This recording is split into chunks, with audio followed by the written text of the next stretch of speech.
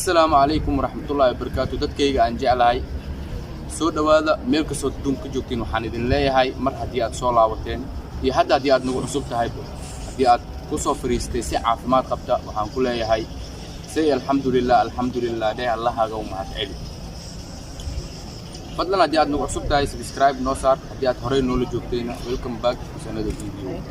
channelka subscribe noo saar, waxaad nagala socon doontaa filimaano madadaalo badan, motivation amba dhiirigelin sidaad u taqaanid, reaction, heeso, murti, maansooyin badan insha Allah oo aan soo wadno insha Allah. challengesna waa isoo daynaa inaan soo sameeyno. soo dhawaada mar labaad iyo mar saddexaad. maanta waxaan wadaa maansa oo la igu sugayay albumkii koowaad aan ku xireynay. albumkii koowaad oo ahaa Soomaali baan ahay iyo dayac, tan oo ah Hanaan wacan. marka hadda waxaan si gudgalayaa maansada waxaa la Hanaan wacan. طبعا labada qof jecel wax baa dhexmara, waxa dhexmarana waa ixtiraam. haddii ixtiraam tahay waa la dhihi karaa oo ay isku kalsoon yihiin waxyaabo badan waxay soo galayaan Hanaan wacan. laakiin haddii ay tahay kibir iyo isla weyni iyo isyasid iyo isku ciyaaridna waxaas meel barnaamij kale isla galaayo ma ahan Hanaan wacan.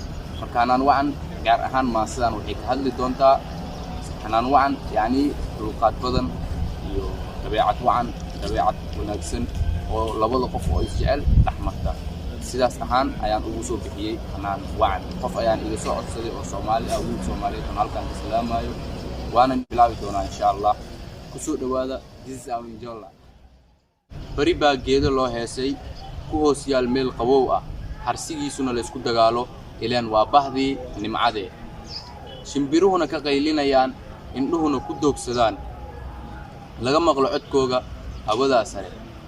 gollihidaydu waa Hanaan wacanida iyo habkii loo waraabiyey, laga taxadiray goor hore, lagu shubay biyahee, caleemaha kuwii xumaa laga jafo intuusan karaahsan, hoosna ugu leexin.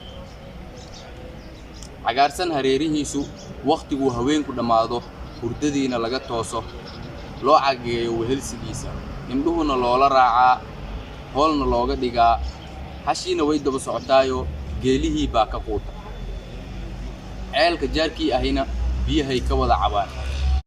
haasaaweennuna waa sidaa oo kaloo hiigsi toosan iyo caqli hufnaan badan baa Rabbi nagu hadiyeeyo.